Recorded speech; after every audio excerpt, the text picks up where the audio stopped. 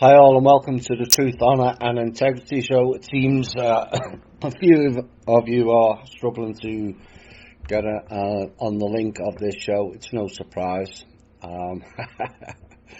They're getting a bit pissy. But this is the show that never disappoints. It's the most talked about show on the internet, the most bashed show and host. And yeah, here we all are, despite a plethora of promises to take us down. And yet, despite all that, we've added over 550 members to the Facebook page this week, near 600 to YouTube this week, and over 100 members to MeWe in the past week. And we've also increased the subscribers to the People's Club and also my Patreon. You know, they may not like us, but they can't ignore us. Plus, this show single-handedly keeps the alt media clowns very busy with their own special brand of clownery, and so provides an important service. And as for those in that field, I hope you all enjoyed your $5,000 blood money from the General to stop us being heard or just to slander us, because that, like all other plans, has failed. And also your email extortion attempts aimed at me this week won't work either.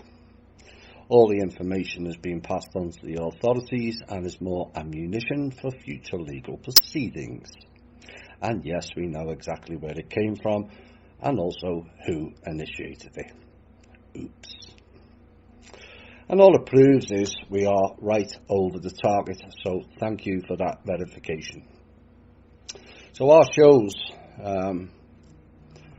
are specifically designed to trigger latent memories and for you to find out who you really are, re-energizing your DNA and PSI fields, rediscovering lost frequencies, love-based frequencies, and the phasing out of low vibrational fields we have all been kept in for a long time. I'm not here to be popular or to be liked, because what we are doing here is far more important for us all, even the alt media, denial experts, and the clowns. I finally got round to doing part 2 of the People's Club video, which is now completed and up on the website for people to view, learn, absorb, and subsequently teach. This is all about the cooperative model, which is for business, but also it's a psychological and social model. Part 3 is being done as we speak by other members, so look forward to that. It might be useful for all state groups and country groups to play that as part of their next call, so everyone gets to learn about it and also chat about it and see where improvements can be made or anything else can be learned. You know, we're all in this together. And what have we got for this show? Not a lot of news, not a lot of sub-intel, and zero op-eds tonight. It will be a shorter show to have more impact of what is to be said after we do the introductions. I may do another show with the op-eds and pieces cut out of tonight's show tomorrow. We'll see if time allows. Now, I want to thank again the people who have continued to support me via my Patreon, and I am very grateful for all of your support.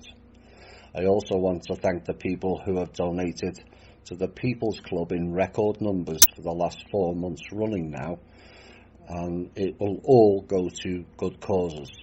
And a reminder to those who are new and also the hard of hearing, no director of the TPC or Kim has received any funds from the TPC to date. And I also want to thank some, I don't want to mention names because of the clownery that's going on. You'll know who you are, who sent in some or whole portions of their stimulus checks to the People's Club this week as well. Thanks to you all.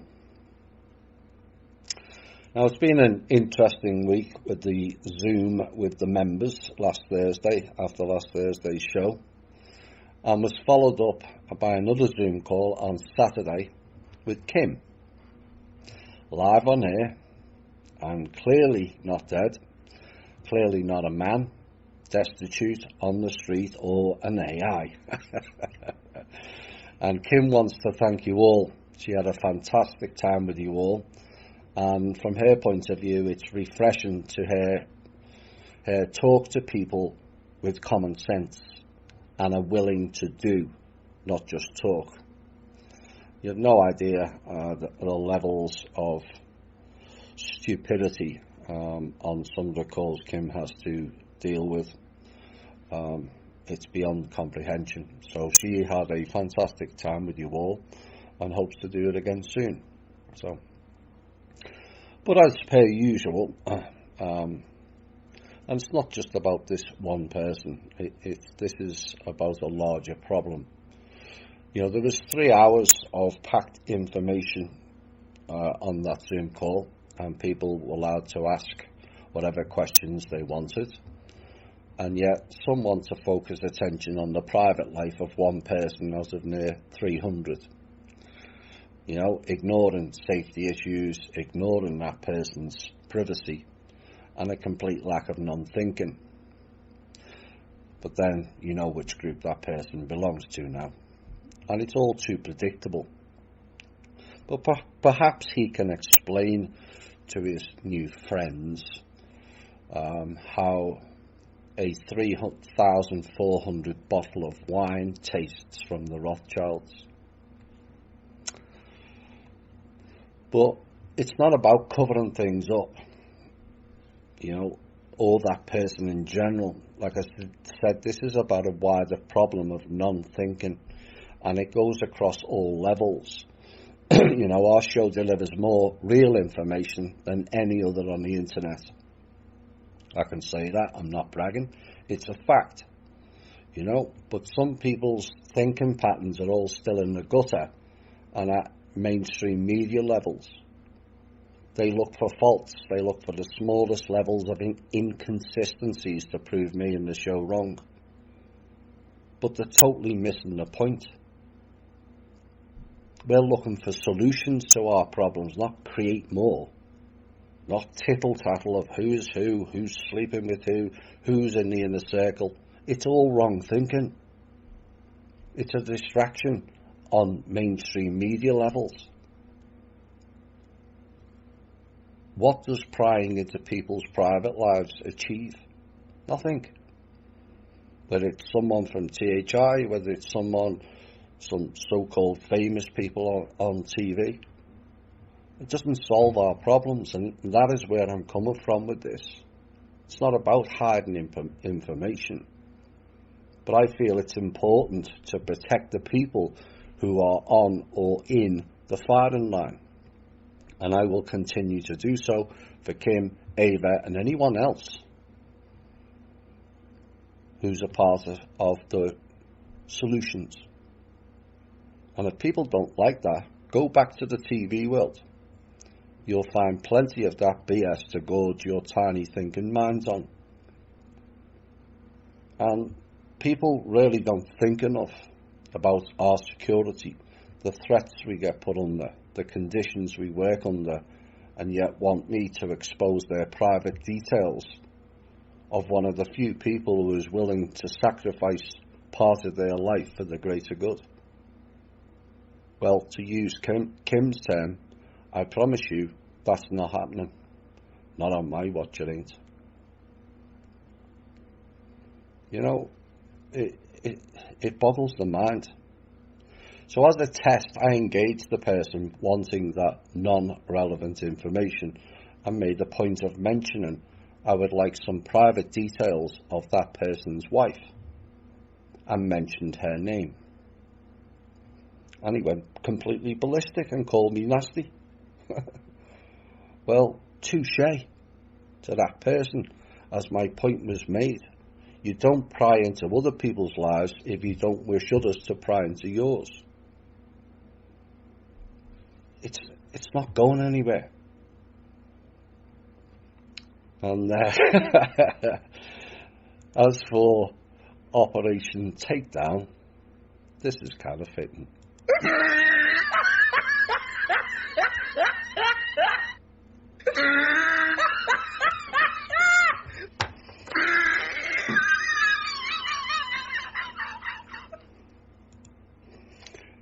Indeed. So, is this an exercise, the coronavirus? Is it real or is it not? Has the clarity of the two worlds now become also clear? Are we operating in the gaming virtual world or the real world? Which is which? All the MK Ultra that is going on now, it's not just for super soldiers, it was for everyone. Throw in some frequencies and you have a population of bot or sheep-like people. And essentially you have a recipe for disaster for those that see the illusion they are playing.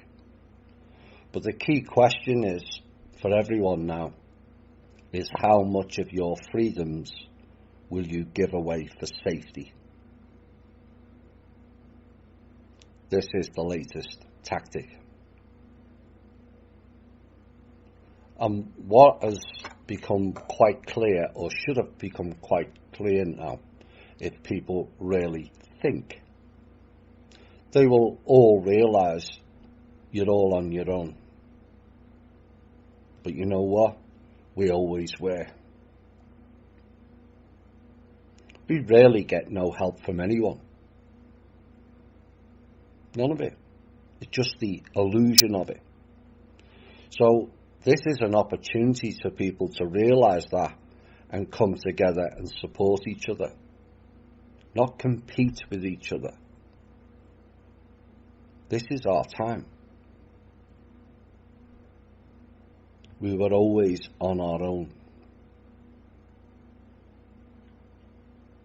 And it's a case of weaning off the nanny state, or do we go to the next level of the nanny state, which will be live Hunger Games?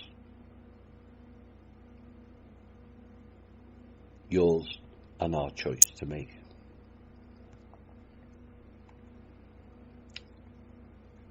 This popped up yesterday, Spring 2020, with the title Virtual Meetings. Virtual. Are they trying to run sim games on us? Anyway, the IMF and the World Bank announced unprecedented debt cancellation program allegedly to address the COVID-19 pandemic on the eve of the spring meetings of the IMF and World Bank. Now, amid unprecedented coronavirus pandemic, it is said, the IMF, in partnership with the G20, well, I thought it was G7 or G6 or G5, used to be G48, I think it was at one point. And the World Bank has released an aggressive plan, they say, to immediately address this unprecedented global crisis. I guess some of these keyboards stuck on unprecedented. By cancelling all debts they are owed by any country that faces a moderate or high risk of debt distress before the coronavirus. And in a statement released yesterday, the Executive Board of the Fund said it feels compelled to use the fund's influence in this moment to ensure that vulnerable countries are free to direct all public revenues at their disposal to stop the spread of this disease and mitigate the financial crisis. Only one problem with that. Because of the IMF and the World Bank, no country's got any money to do so. So, they declared themselves as the world's leading financial institution and went on. It is vital that we step in to guide the invisible hand, there's that term again, of the global market in the right direction. The fund acknowledges previous policies that impacted the basic needs of billions of the world's poor to the dictates of financial institutions' austerity policies, and that the unprecedented nature of the global pandemic demands a shift of the fund's policy priorities to stem the massive economic repercussions. On they go. We are humbled by this economic crisis and the role that we have played in prior to precipitating such a scenario. For years, the entire international financial system created by our Bretton Woods Charter has set up countries for the adoption of free market ideals. I think many of our members realise free market means something completely different to everybody else. By providing loans across the globe that no country could afford, we have helped countries spread their goods and in turn strengthen the bonds and livelihoods of everyday people, according to the statement. That's why over half of the planners are in poverty. They don't mention that. However, with more and more countries facing the challenge of a global pandemic, we decided to throw our massive weight, they have none, into this delicate job. And we are moving forward with a new process that will immediately cancel the debt of the 27 countries facing debt distress. Additionally, all 76 of the World Bank's International Development Association countries will receive full debt cancellation. All developing countries categorised either as middle-income countries or low-income countries who face high debt vulnerabilities will see a full cancellation of the debt. And in total, this process will apply to 111 countries. 111. These countries will receive full cancellation of all debts as they wrestle with the COVID-19 pandemic, and the board noted that this relief should help mitigate disruptions to the supply chains of essential commodities for consumption in the developed world, such as coffee and chocolate. I think people need food. Jackasses. That's not allowing for Kushner et al. To block said supplies, but there you go. Prevention of supply chain disruption is essential for timely delivery of medical supplies, including scarce personal protection equipment and medicines critical for developed countries as they fight the pandemic. Given the huge drop in commodity prices as a result of the crisis, countries that are economically dependent on fossil fuel revenues are experiencing the worst consequences of their economies crumble. For years, the fund and other international financial institutions have advocated for extraction-based development regimes and policies that provide mechanisms for developing governments to turn their subsoil wealth into cash with the help of Western oil companies. Dear me. Yeah. I'm just going to stop this there. The IMF and the World Bank, along with the UN and other clown organisations, including the Bush Cartel in particular, have been planning for the last 5 years to have an asset-based currency with oil. So that's what they're talking about there. So you will have to extract all the oil and give a percentage to the IMF or the UN for so-called climate change. It's all in the words, they all give it away. You've just got to understand the background to it, because most people don't. So the fund acknowledged this history, noting that in developed countries around the world, the myth of fossil fuel reliant wealth generation has become all too apparent. Dozens of international development organisations have expressed enthusiastic support for the fund's plan, while requesting that the fund and other international financial lenders take reparative action for the historic social and economic consequences of the burdensome debt levels. And the fund is announcing formal agreement with this position and is convening an international coalition to address this urgent matter. Oh dear. Well, what they're telling you is they've got no money.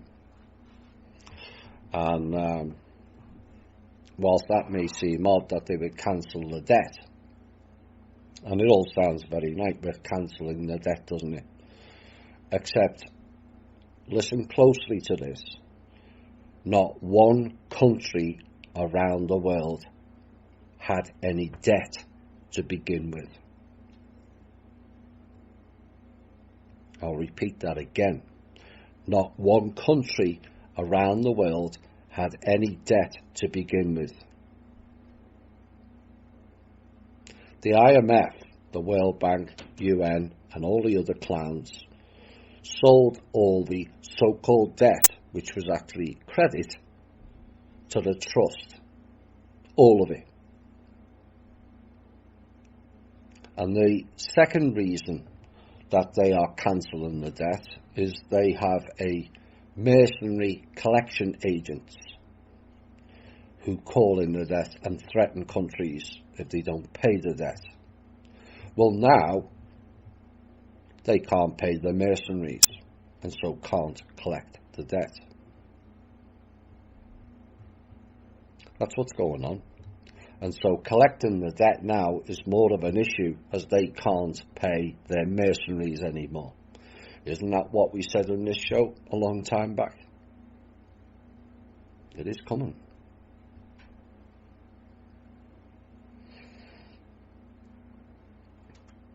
Global fascism, which is right in your face currently, lockdown, was all created by Zionists, the same as communism. It's full in your face now. And unless we stand up like responsible adults and not cower in the corner of our homes like naughty children, the world you thought you knew has ended. It will not recover apart from one action that will resolve it all. And that involves the trust. Don't believe me? Fine. Watch it all collapse. But one of the things that disturbs me more than most is the whole world is being held hostage on the words of one man, who is not even an expert on the subject he talks shit about. And in reality, there are no experts on this world. None. As every one of so-called experts have been educated with crap, with whole key missing pieces. Whether that's finance, government, banking, psychology, you name it. Medical in particular.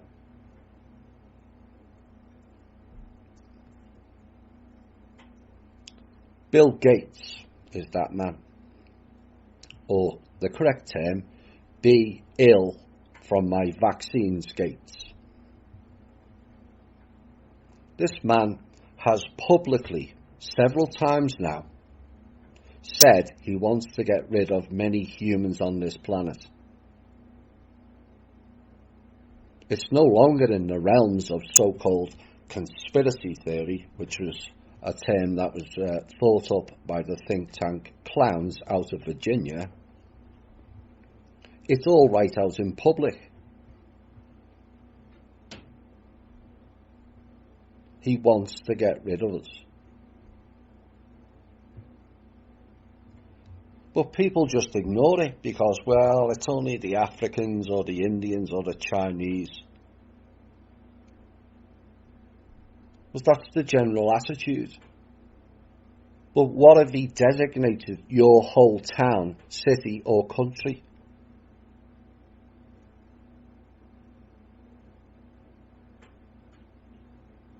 Is it only, well, it doesn't matter then? Let's put this into clear speech and thinking, shall we? He has publicly asked and declared he wants to kill numbers of us. And not one of the treasonous portal people challenged him in this stance. Not one. And to date, not one Prime Minister or President either. Bill the Lord Gates. And some will say, don't blaspheme our Lord. And I will say, he is acting exactly like the Lord of the book. Go and read your scriptures again about what the Lord did to humans in the past. It is exactly the same. Why? Same people, same program, and same entities is why. Why is he allowed to walk amongst us? Why are jackasses paying hundreds of dollars to happy clap this genocidal maniac in conferences? And not one person take umbrage? How little we value life today. It's shameful.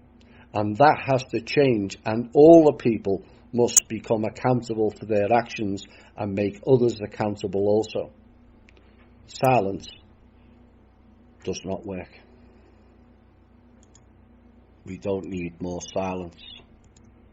We need voices to speak out, and I'm pleased many are attacking Gates this week. You know, there's plenty of others who need to be attacked in that way. Non-violent, remember. Like the portal people. It's them jackasses that have created all the fear. Now, one of the things that deeply concerns me, and I've been warning about this from as far back as 2014, is the police departments. And we've seen further evidence this week of their stupidity. And this is an urgent message to all police departments around the country and in several other countries to quit the Gestapo jackasses and targeting the people in times of stress and concern. The people in this country are under enormous stress of the situation that was not of their making, and having to put up with a government that is quite frankly not fit for purpose, and do not need your low-level thinking and thug-type tactics on our streets, finding people who have no masks, finding the same people who have just lost their jobs, businesses and income streams. Which retard-level IQ in your ranks came up with that idea? And as this fake crisis unfolds and anger increases, those people you chose to bully, fine, kick, beat and shoot will fight back. And guess what? You lot are the first in line for the anger.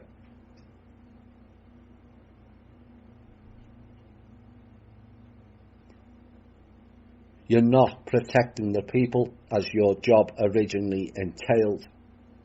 You're protecting the system and are little more than glorified satanic badge-wearing collection agents now. That's all you do. Harass people and collect fines. But I'm asking all the police officers, is that what you signed up for?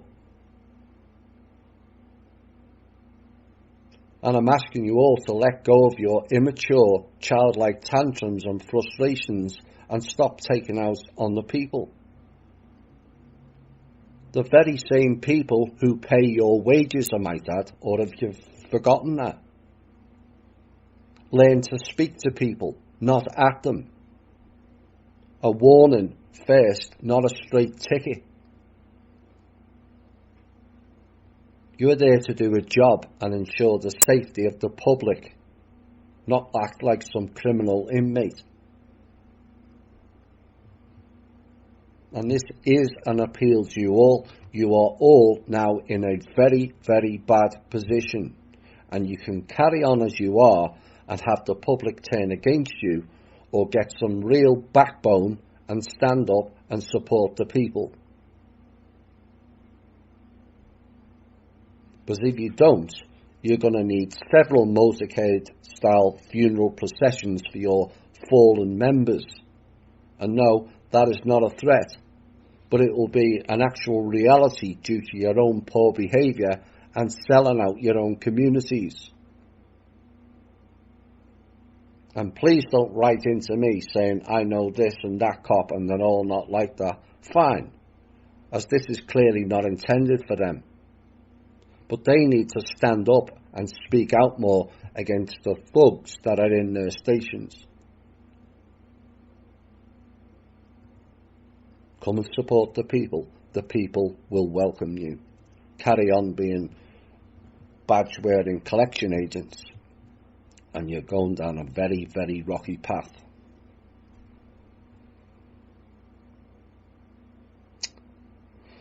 Mr. Trump on Sunday touted about the potential life-saving benefits of treating coronavirus patients with hydroxychloroquine,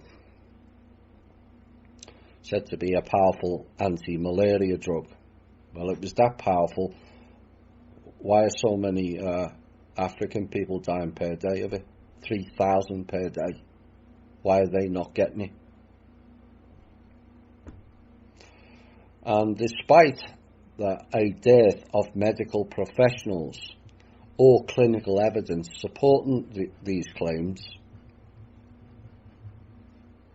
he carries on pushing it. Or is it him, or is it the clowns behind him? Time will tell. But this just so happens to be one of the largest manufacturers of the drug, called Novartis.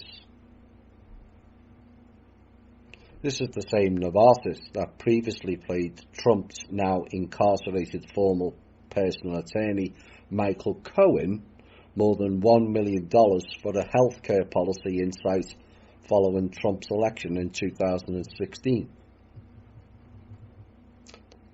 This is a Swiss drug maker. Well, I never. The neutral Swiss again. Signed a contract that paid Cohen's newly formed limited liability corporation, Essential Consultants, $100,000 a month in February of 2017.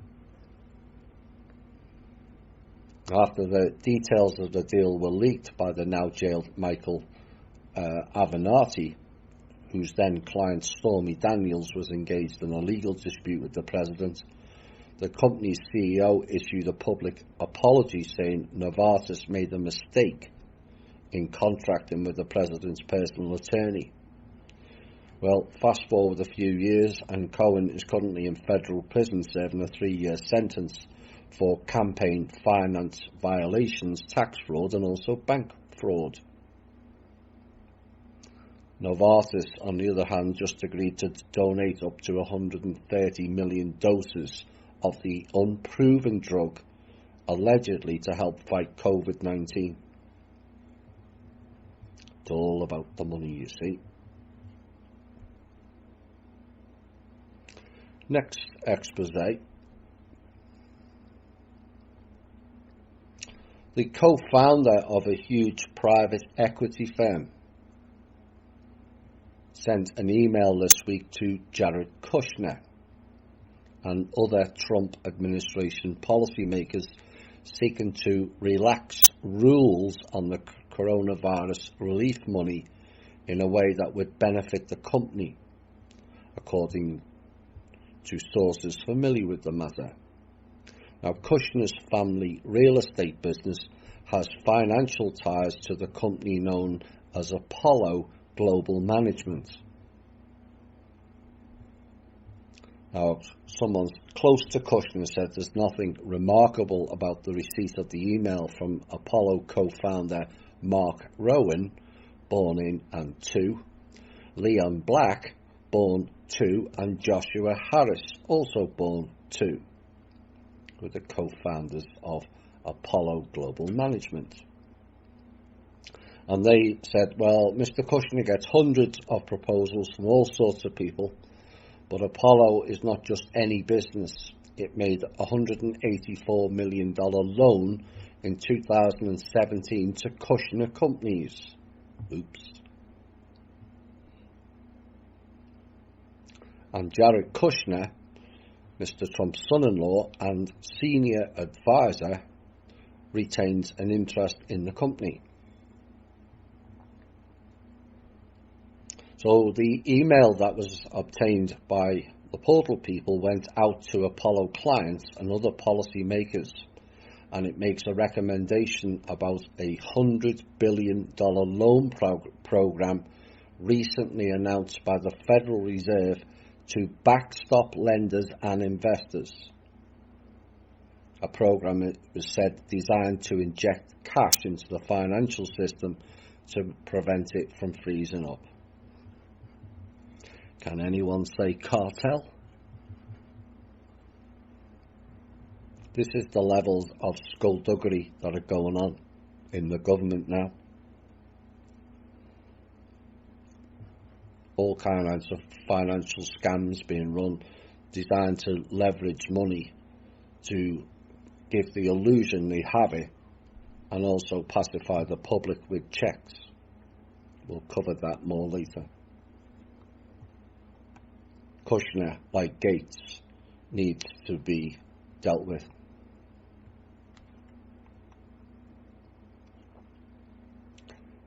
This is something else that we've covered recently, and American gasoline demand has collapsed as stay-at-home orders keep drivers off the road, following the pattern seen in the hardest hit parts of Europe.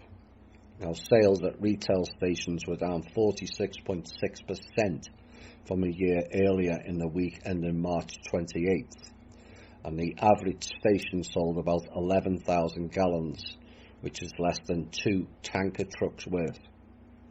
The gasoline demand plunge accelerated as government orders on staying at home became more widespread and dropping 30% in a week. Now, the loss of consumption in the US echoes that of Spain and Italy, which imposed some of Europe's harshest restrictions on movement. Demand there for gasoline was down about 85%. Refineries are cutting back production as fuel piles up in storage tanks. Again, we covered that. And in turn, pushing down crude prices. Now, globally, oil demand may shrink by as much as a third, according to some estimates. I would go further.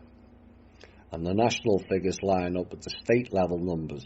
And last week, a trade group in California reported a drop of 60% in combined gasoline and diesel sales in urban areas, and 35% in farm markets from early March through March 27th. Trade groups in Texas and Florida reported big city gasoline sales down by at least a half. So what's this about? Well, you'll find out in the next piece also.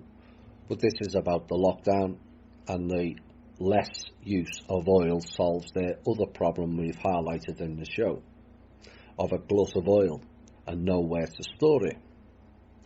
But that is a double-edged sword. And it's also another Ouroboros program they appear too stupid to see.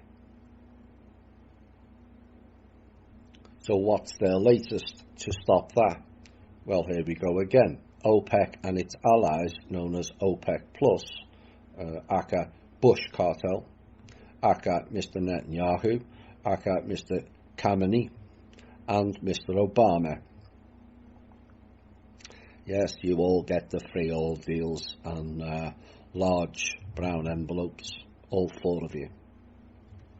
out of Iraq and also Iran. Anyway, they agreed historic production cuts that will take 10 million barrels per day offline due to the coronavirus pandemic saps demand for crude. And it's got nothing to do with the coronavirus and everything to do is no one's buying oil anymore. And the group will cut 10 million barrels per day in May and June, 8 million barrels a day from July through to the end of the year, and 6 million barrels per day beginning in January 21 and extending through April 2022.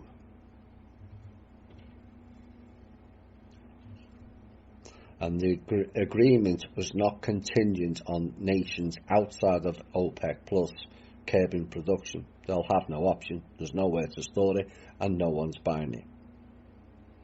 And despite the record size of the cut, oil prices moved lower again as investors feared it would still not be enough to combat the, here's that word again from the media, unprecedented demand loss from the coronavirus. I guess they all read the same script. And here comes the finger pointing. The difference between Rothschilds and the Black Sun.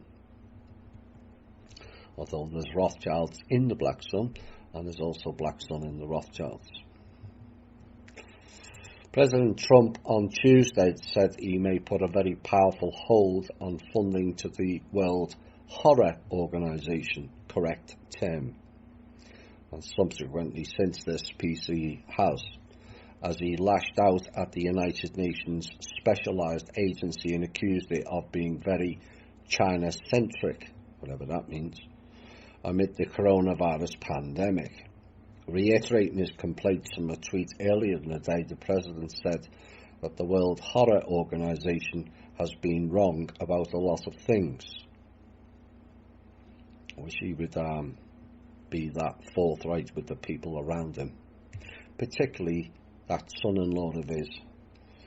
Now, Trump has been critical of the World Horror Organization for opposing the travel restrictions from China and Europe, and they've been wrong about a lot of things, he said during a daily press briefing about the White House Coronavirus Task Force.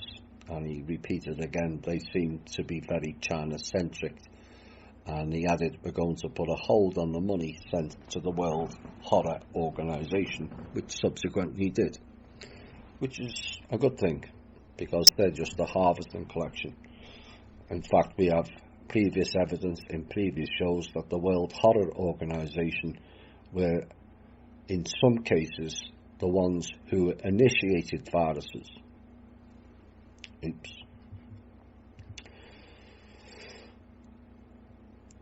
These next two pieces are indicative where one group says one thing and the other group says another. The Attorney General William Barr late Wednesday suggested that the federal government in May should begin relaxing some of the, quote, draconian, unquote, social distancing restrictions imposed throughout the US. Oh my, their words give them away. Barr said in an interview with Fox News that the US had to be very careful to ensure some of the measures being adopted are fully justified. Oops. And there are not alternative ways of protecting the people amid the outbreak. And he says, I think you know when this period of time is at the end of April expires. Yes, we've heard that. We'll have more on that later. I think we will have to allow people to adapt more than we have and not just tell people to go home and hide under the bed, but allow them to use other ways, social distancing and other means to protect themselves, he said. A lot of interesting words in there. And then here comes melted candle face Nancy Pelosi. And she said that the House is unlikely to return to session later this month giving her clearest indication, if she can be clear about anything, that Congress, like the rest of the country, could remain shuttered for weeks or even longer as the coronavirus crisis continues.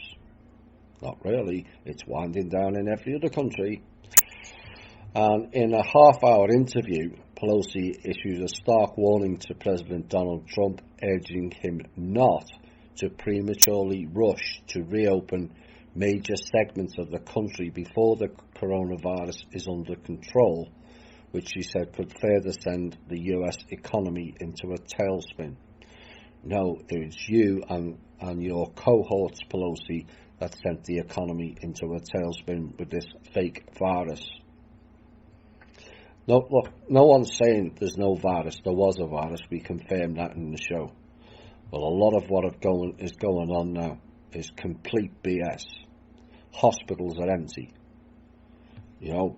Man gets run over by car. Coronavirus. Man has heart attack. Coronavirus. That's what they're doing. Why? Because they don't want to go back to what was going on before the virus started, is what? Where they're drastically running out of funds, drastically running out of programs to blame Russians and Ukrainians and all kinds of other things. And they want people to forget about Epstein, NXIVM and all the other child sex and trafficking that was being published everywhere. Hello, Prince Andrew. That's why. Like I said, it's never for one reason. These clowns have 3 or 4 reasons for every single event. This is disturbing for a number of reasons, and we will look into it when time allows, particularly because of where it is.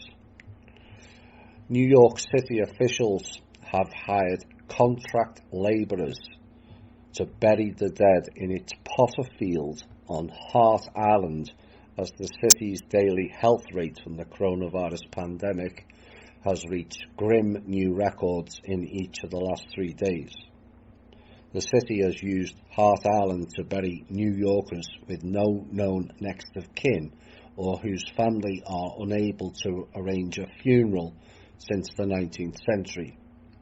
Typically, some 25 bodies are interred there each week by low-paid jail inmates working on the island, which sits off the east shore of the city's Bronx borough and is accessible only by boat. Now, that number began increasing in March, as the new coronavirus spread rapidly, making New York the epicenter of the global pandemic. No, they are the epicenter of the New World Order that created the pandemic. Fact. And what they're saying now, there are about 24 bodies a day, 5 days a week, buried on the island, according to Jason Kirsten, who we've referenced previously, a spokesman for the Department of Correction, which oversees the burials. And they added 2 new trenches in case we would need them, Kirsten said, to help with the surge and amid an outbreak of the COVID-19 respiratory illness caused by the virus at the city's main jail. So they hired contract labourers, he said.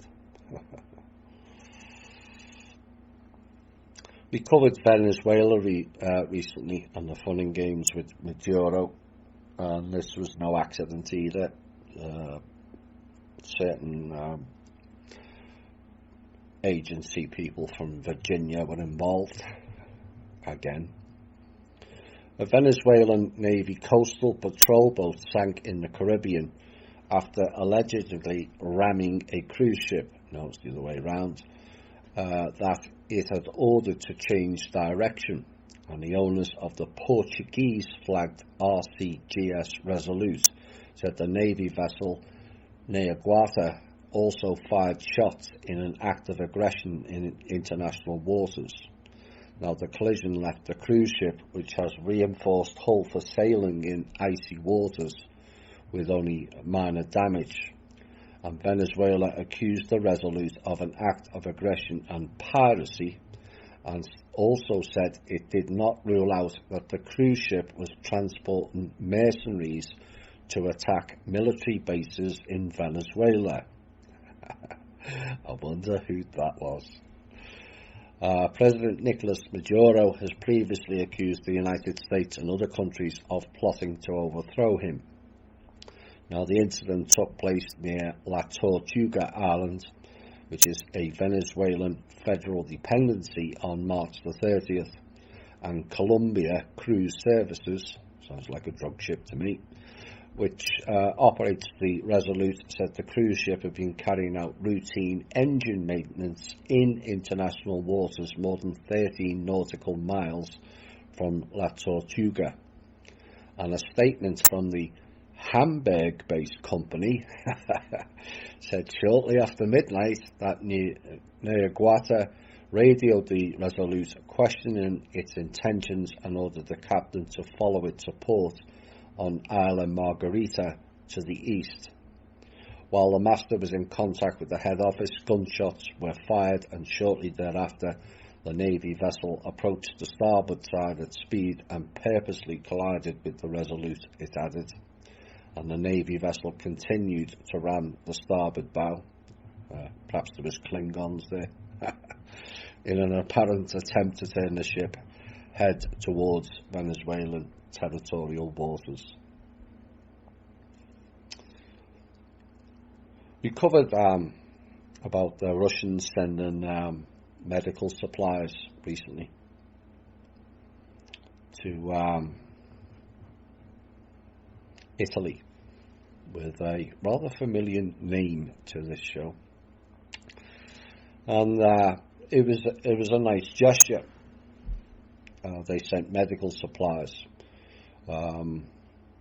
which arrived in New York as part of the operation dubbed "From Russia with Love" by the Kremlin. And in late March, a similar cargo was flown to Italy, the worst hit country in the crisis, along with 100 Russian military medics.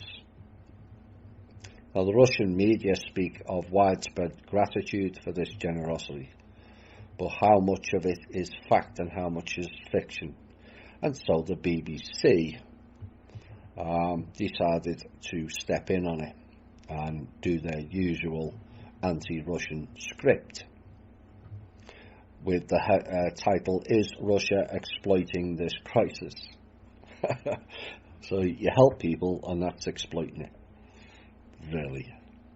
This is where the thinking is wrong. It's a bit like THI and the People's Club. You help people and you get accused of being a scammer and exploiting this and all kinds of other things. Wrong thinking. So the US Secretary of State Mike Pompeo, deep state clown, tweeted that the US had paid for the Russian supplies and that we have to work together to defeat COVID-19. Paid with what, Mr. Pompeo? You have no funds. And the BBC went on. The US says the delivery was agreed in a phone conversation between Donald Trump and Vladimir Putin a few days ago. If the Russians sent supplies, that was not done by Trump, that was done by Kim. Oops. The Russian Foreign Ministry said the US paid for half the supplies and the other half was donated by Russia. But Russian TV channels call the cargo aid and make no reference to the payment. And a report by Gazprom Media's NTV described how excited JFK airport staff filmed the Russian plane, took selfies next to it and thanked the pilots and also President Putin. That's the difference, you see. But the media always want to put a spin on it. So the article goes on. New York is a coronavirus hotspot. Not surprised. And the US death toll has risen above 5,000, according to Johns Hopkins University, another CIA agency-based university. So we'll take their information with a pinch of salt, shall we? Now, the medical aid for Italy certainly received official thanks, but there was some scepticism about Russia's intentions, and the Italian newspaper La Stampa said, according to its sources, the aid had little practical value and was more like a geopolitical opportunity for Mr. Putin. Not sure the Italian people who gained some benefits out of it think that way either. But there you go.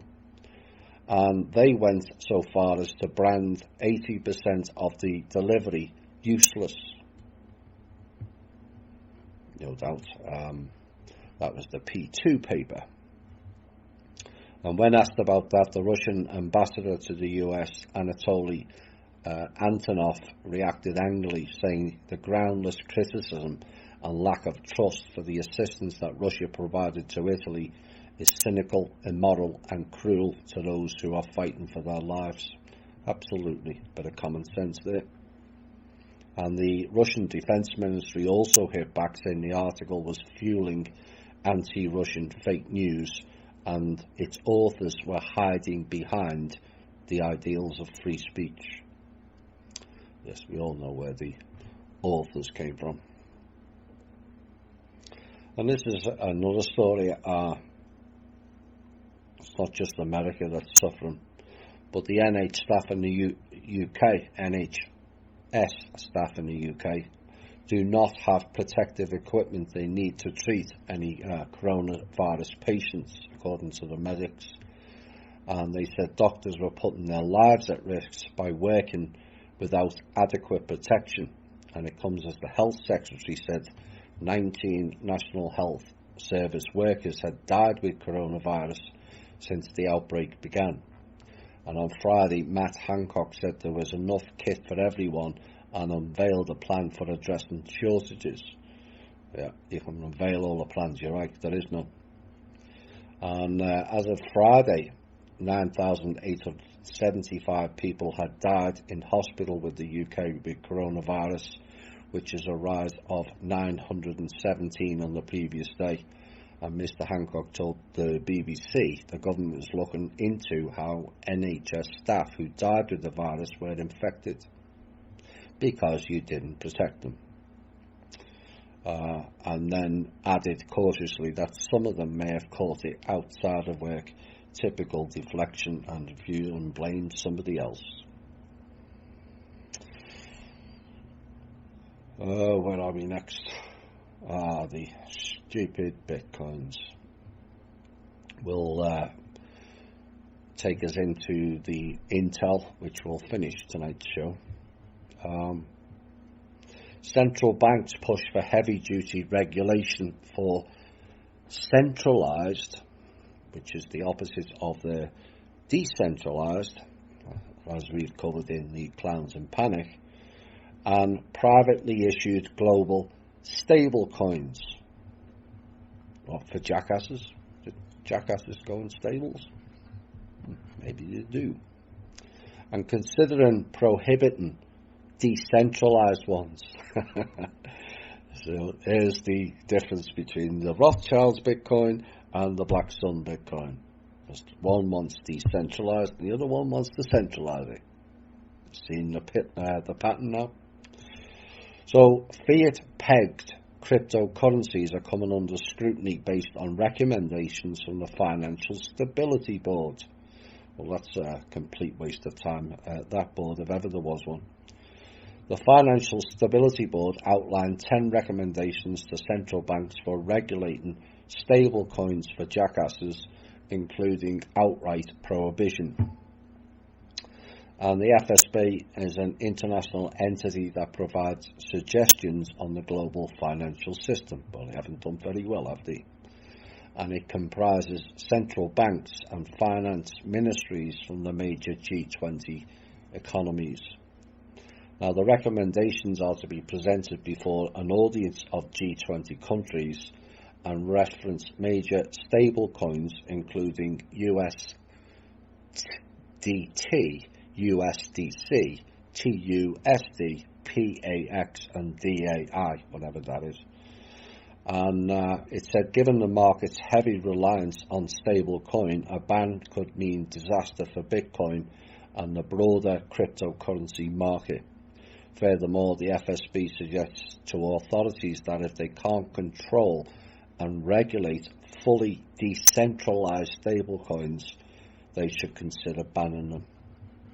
It's all about control, you see.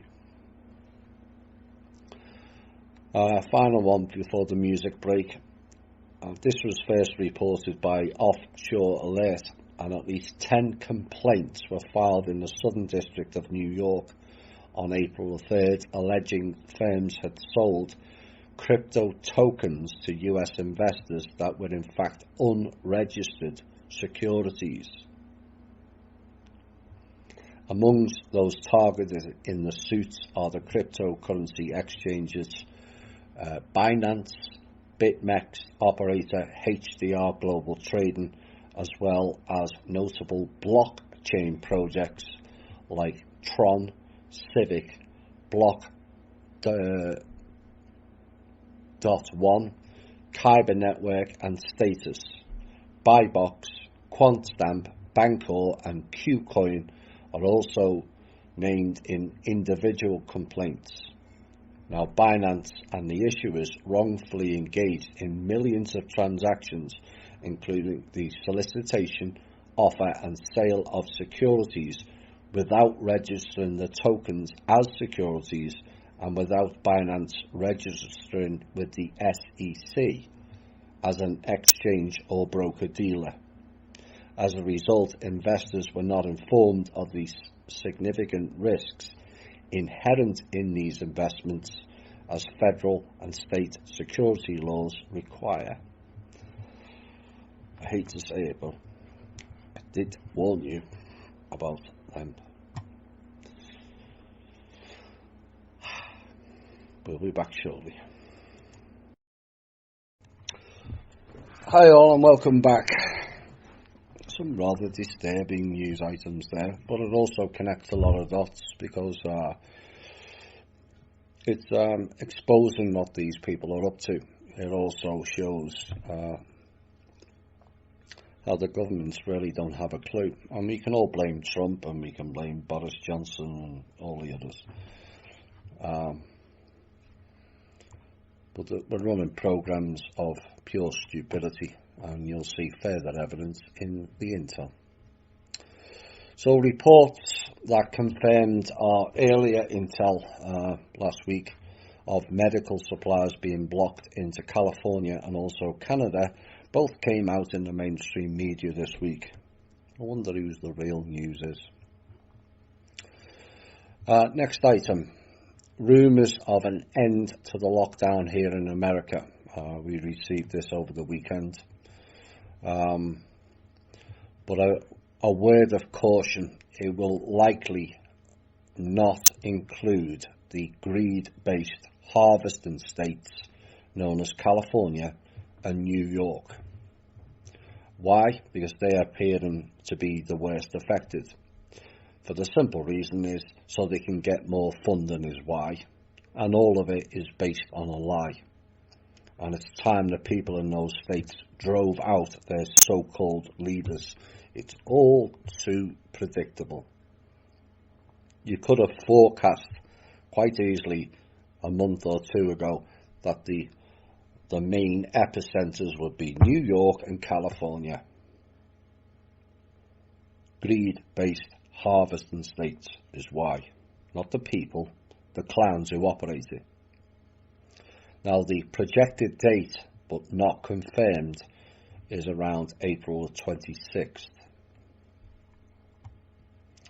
This week, allegedly, Mr. Trump set up a financial task force with Mnuchin, born in and born to, Ivanka, Larry Kudlow, born to, Robert Lighthizer, Wilbur Ross, who spent his time at Yale and Harvard and worked for the Rothschilds & Co. for 24 years. And then we have the snake oil salesman himself, Jared Kushner. Yet again, he's involved. He's just about the worst son-in-law you could possibly have. And again, another one, born in and born to.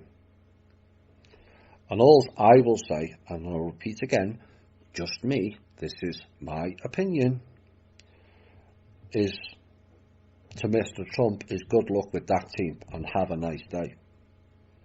Because the rest of the year will not be pleasant whilst you're surrounding yourselves with utter jackasses. But the door is always open to you once sanity prevails. And it will. It'll slap you right in the face. So let's see Mr. Munchkin's economic skills, shall we, with his comments this week. Treasury Secretary Steven Mnuchin said that he expects Americans to be able to survive for 2.5 months on $1,200, which is about $17 a day.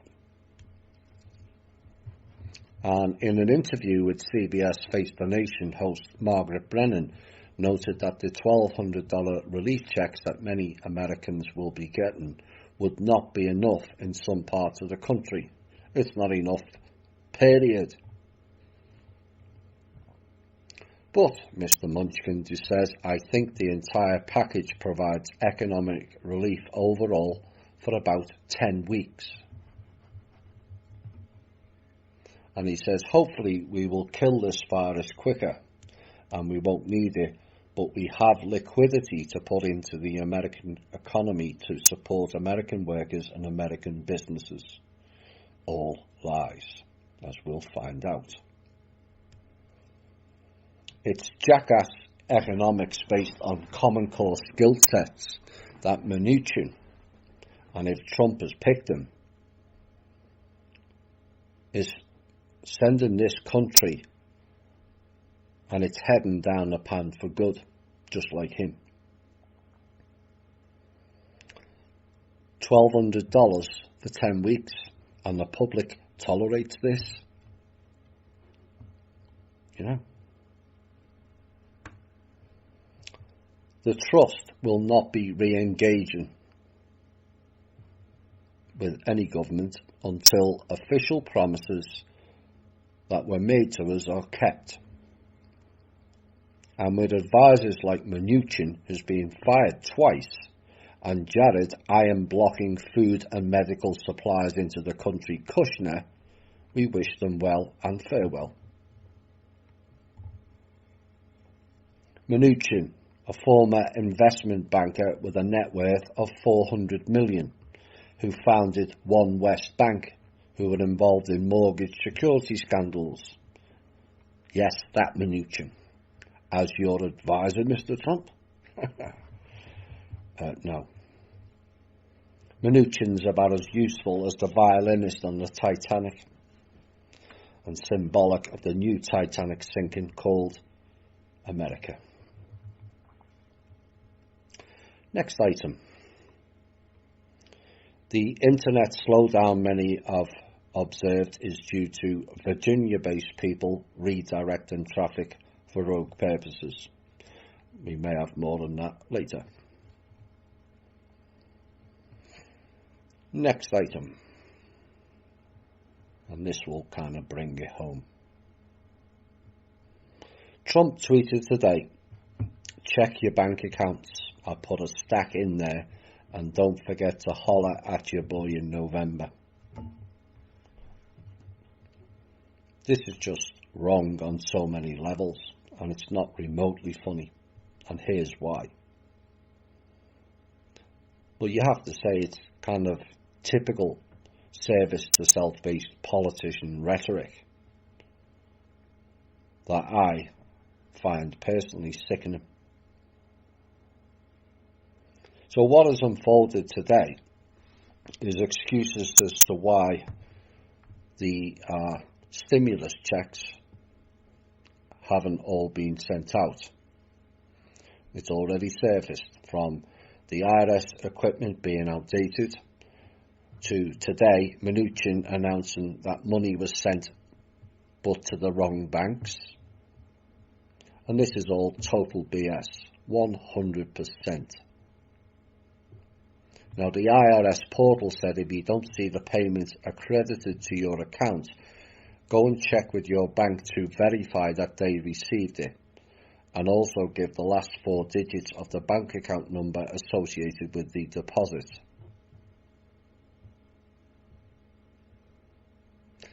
Only problem with that is, like I had to do this week over a different matter, I called a bank and waited 70 minutes to speak to someone. So talking to IRS people when they owe money is nigh on impossible. And this is to get the public to spin the wheels. No one will answer you, as they have no staff in place to answer you, because of their Let's Save Money programme, which is called the lockdown. It's the Ouroboros programmes again. There are no glitches, Mr. Mnuchin, only lies. They all know that they do not have the total funds to deliver all of those stimulus checks to all as promised. Fact. Now, what is nice to see is some of the stimulus checks being paid out this week. All too few, I might add. And the question remains is, where did it come from, and what is the future cost or damage those checks will bring? So here's where it come from. We've already mentioned they stole out of the Social Security Fund and the Pension Fund. Kim mentioned on Saturday's Zoom call that the government had $35 million for the stimulus checks, and a further amount they collected yesterday of $37 million from the BlackRock Black Sun Group. So that's a total of $72 million to pay the stimulus checks. So they are trickling checks out and giving the illusion to the public they have the $2 trillion plus stimulus bill. And I can assure you 100% they don't. 72 million is a fraction of the 360 billion they have promised to the public for these checks. So that 72 million is less than 1%. In fact, it's 0.0002% of what is required.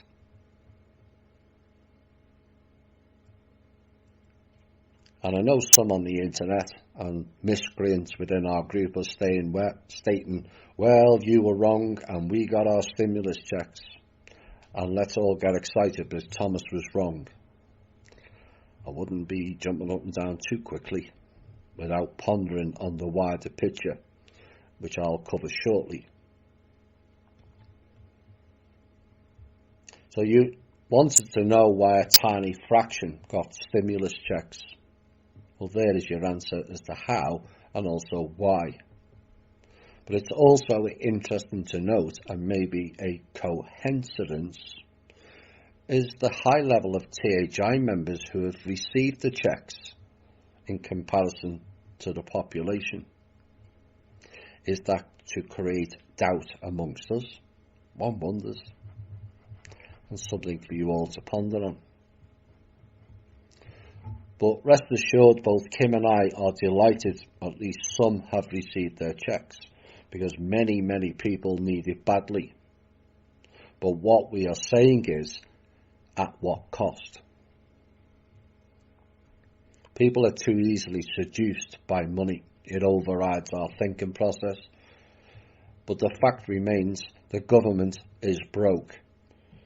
So is the Treasury. So is the Federal Reserve and their banks.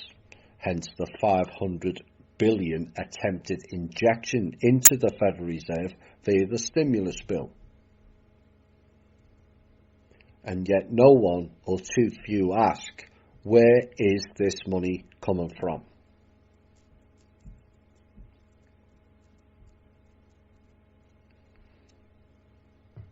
It's all stolen money. And people will find out very, very quickly. You won't have to wait long. Now, many of the public will say, well, I don't care. I got free money from the government. Wrong thinking. It's not free money. That money is yours to begin with. Governments don't have money. They have our money.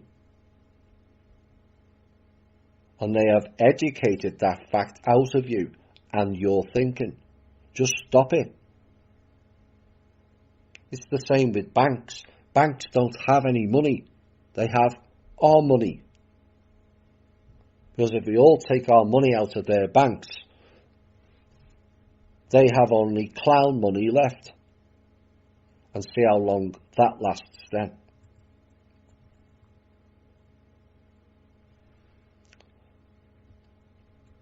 Well, here's 4 questions for you to ponder on.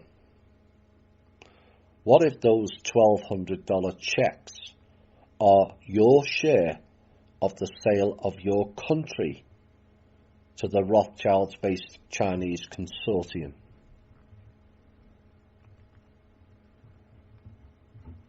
2, have you pondered on the reasons and logistics of why you are receiving those checks at all?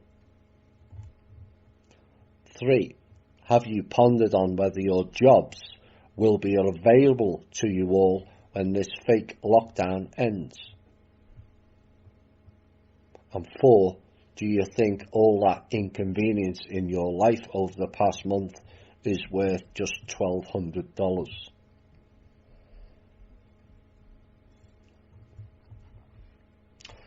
Next item. You've received those checks, like I said, from stolen money out of the Social Security and Pensions Fund. Also leveraging of other funds due to BlackRock and the Black Sun Group. Leveraging of other funds that don't exist. And time will show that. And they will not be able to keep up with lying to the public. So they got 72 million. But getting out 72 million in stimulus checks every 2 weeks since they started paying them out. That's all they've raised in 2 weeks, 72 million for the stimulus checks, when it requires 360 billion. It will take them 5,000 weeks to pay everyone off at the current rate, which is 96 years. So you can all carry on in the illusion or face reality, and time very quickly will tell on this matter. Very quickly. We, on the other hand, we shall wait until both sides, Rothschild and Black Sun, are broke trying to pay the bill, and then we're going to step in. Next item. Oh dear, I forgot about this one. Oh dear. There's a massive shortage of masks, mainly due to the blocking by FEMA along with Kushner and Associates, whereby they blocked American companies supplying them to America and Canada, and also blocked the ports and airports of shipments coming in, which has now been confirmed by California port authorities. And we thought that was bad. Listen to this. So the latest jackassery, to use, quote, a Rothschild's term for these people, and special type of stupid award for this week is: we will collect the used medical masks, sterilise them and then reuse them. All fine and clean as far as I'm concerned. except where did they send them to be sterilised and cleaned? Thailand. I kid you not. Cleansed, and in some cases not, given the elements over there, and then to be sent back, only to then be held up at the ports and the airports because of FEMA and Kushner. You can't make this stuff up.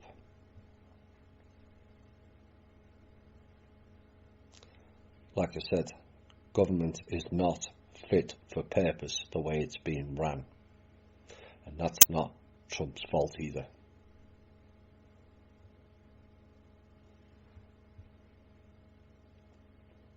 The world today is a gigantic mess of epic proportions. And this is why so much of the war was being played out behind the scenes. I did warn you all you would not like the public version, and here it is. The reality, the world has no plan. They are carrying on like we're still running the old systems and the old programs, except it's all gone, and the jackasses are scrabbling around the world for funds they don't have, running programs of control that no longer exist, and what ensues is total and utter carnage. Nobody knows what they're doing. They're all arguing and finger-pointing at each other in classic faction-based mode. Meanwhile, the people suffer. And if ever there was an opportunity for all the people to come together in harmony and build the People's Club, which is not a money-based venture, it is a teaching program of a new way for us to be and act. A cooperative, not competitive. All share, not everyone for themselves. All benefit, not just the few. This is our time.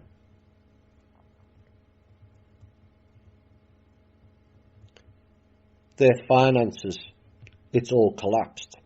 Your governments have collapsed. Your major institutions like the World Horror Organization, the UN, World Bank, IMF and others of their ilk have collapsed. The UN said this week they were running out of funds. Thanks for the confirmation. Charities have collapsed and been exposed. Hospitals and care rendered mute. Food shortages due to greed-based merchants like FEMA, Pelosi and Kushner. It's all there now for everyone to see. This is what this show's been telling you. And yes, people will blame Trump. But there are 330 million plus in this country, and you're telling me to blame one man or one woman? No. We all failed as we forgot it is all our responsibility. And if every American, and people in any other country for that matter, accepted that fact and came up with solutions, it changes everything overnight. We are the problem. We'll be back with a roundup shortly. Quick recap of the intel before we go into the final two pieces. The government, the Treasury, the Fed, and even BlackRock have no money. They've acquired, by stolen funds out of the Social Security and pension funds and other leveraged funds, 72 million out of a 2 trillion stimulus package, remember. Kushner et al. Are blocking medical and food supplies, although we have pulled some of that back. Mnuchin thinks Americans can get by for 10 weeks on $1,200.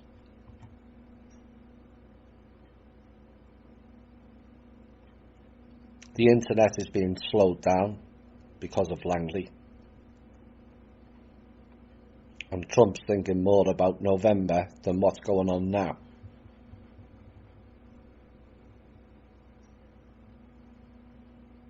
So the $360 billion for the stimulus checks, which stimulus means to excite people.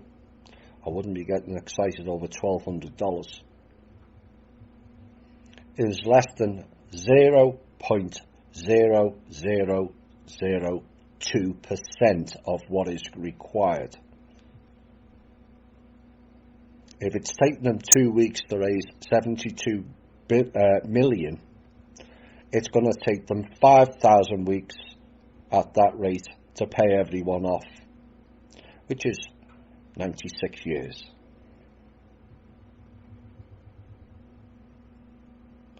We're going to sit back and watch it all unfold, and we'll be ready. And I'm going to repeat again those 4 questions. What if those $1,200 checks are your share of the sale of your country to the Rothschilds-based Chinese consortium? Have you pondered on the reasons and logistics of why you are receiving those checks at all? Have you pondered on whether your jobs will be available to you when this fake lockdown ends? And do you think all that inconvenience to your life, lifestyle and income is worth just $1,200? And then the stupidity award. The government decides en masse, not just Trump, that we need more medical masks, so we would reuse the previous ones by sterilising them and sent them across to Thailand to be sterilised, and then when they were sent back with no checks of whether those were interfered with, they're then held up at the ports and airports. Like I said, the government, not the personalities, the government itself is not fit for purpose any longer.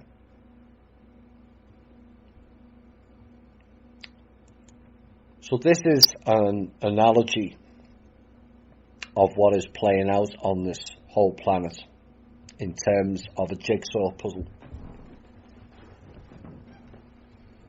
And you start off with a box of jigsaw pieces, and you open the box.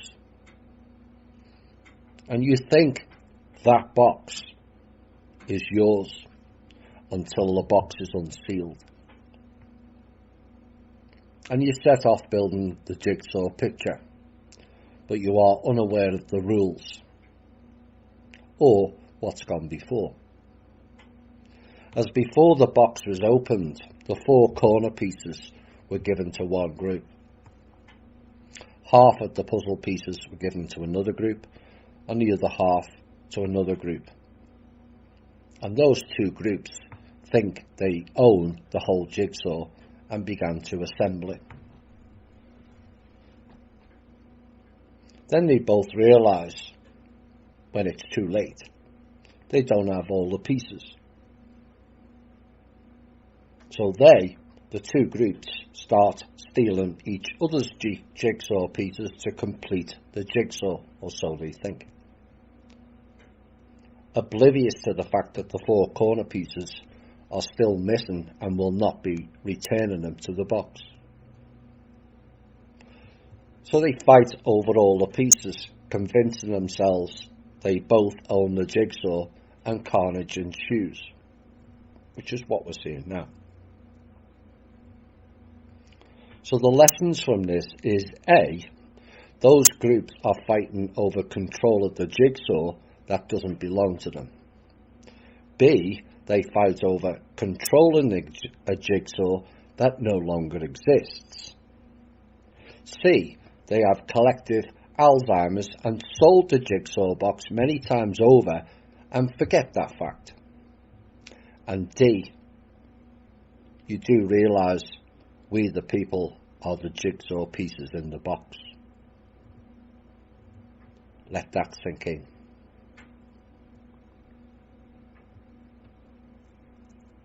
The group with the four corner pieces, who seemingly had so much less than the other two groups, actually removed the jigsaw in its totality and built a new one. So all the people can have a jigsaw box.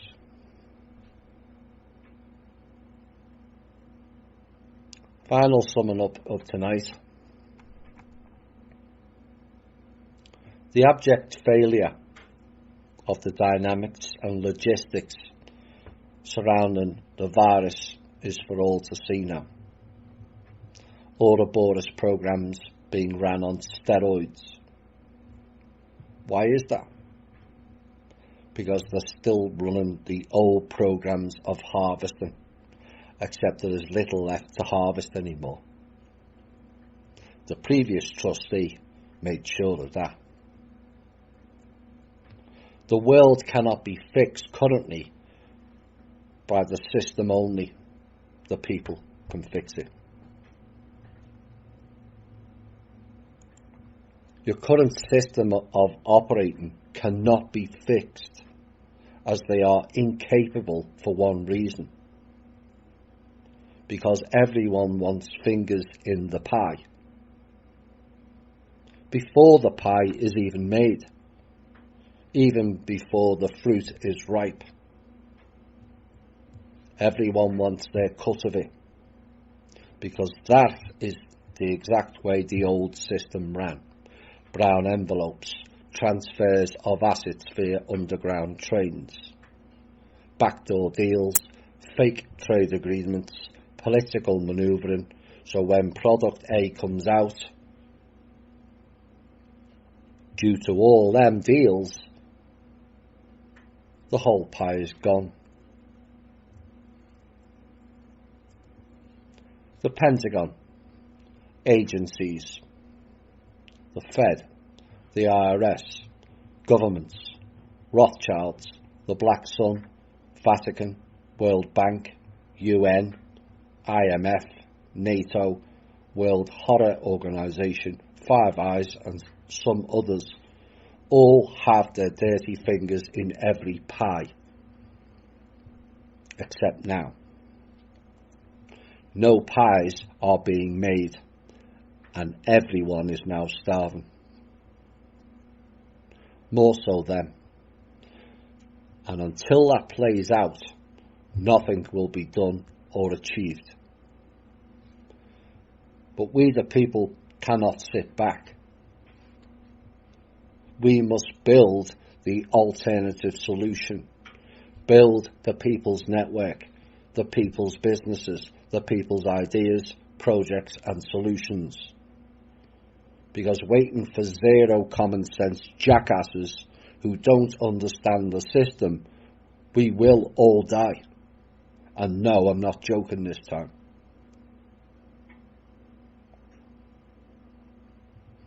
Trump is well aware of who we are, well aware of our knowledge base that goes way beyond government levels, and that knowledge must be delivered in a global address. We are willing to do it because the whole dynamics of this planet would change with that knowledge delivered to all of the people.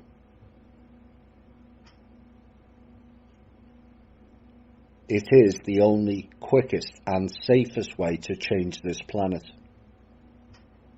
And yes, it will be brutal truth. Yes, many will disbelieve it. But it has to be done for the benefit of the all. The other option is global rising and more violence that is unnecessary. And yet again, I'm calling on the Council to make this happen.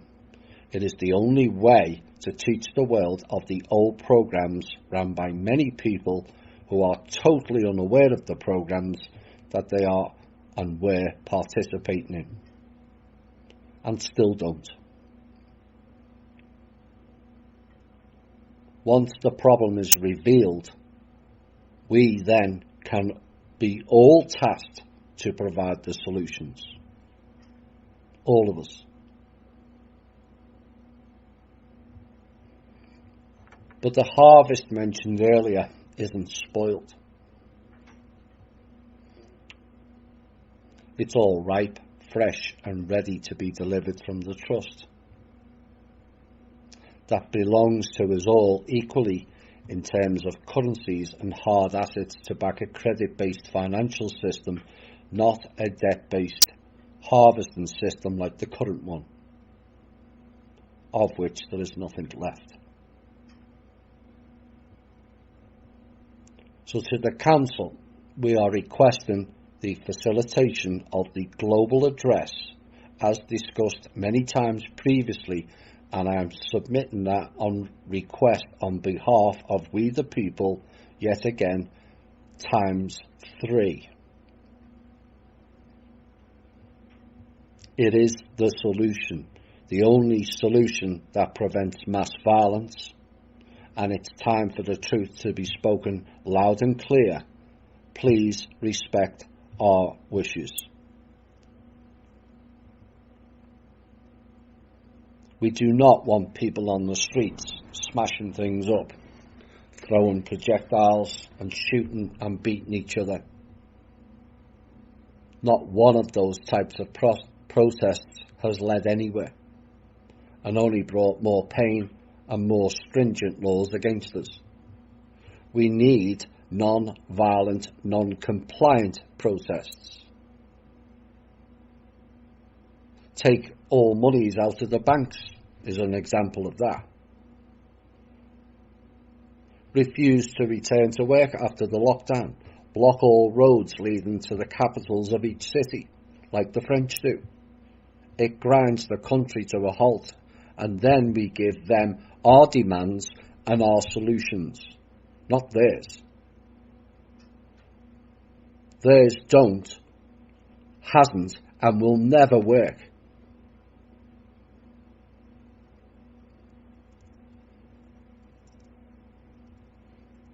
Final piece is something one of the members wrote.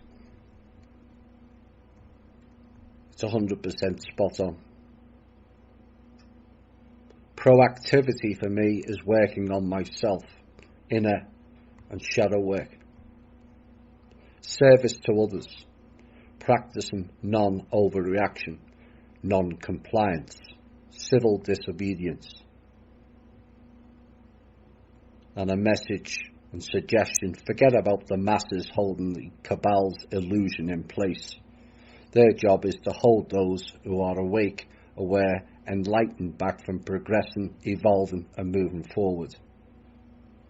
They all love the illusion, hope that everything's fine. Nanny state, Big Brother will fix it or take care of us. Well, you know what? They won't. And they never will.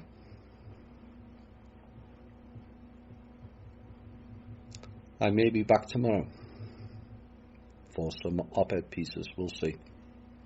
I hope you've enjoyed tonight's show. I hope it's brought you a lot of clarity.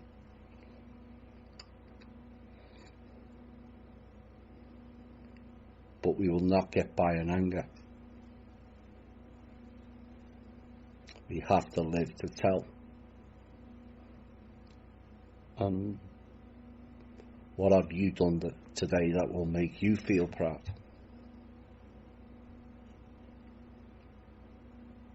Will you rise? Or will you fall for the money, money, money?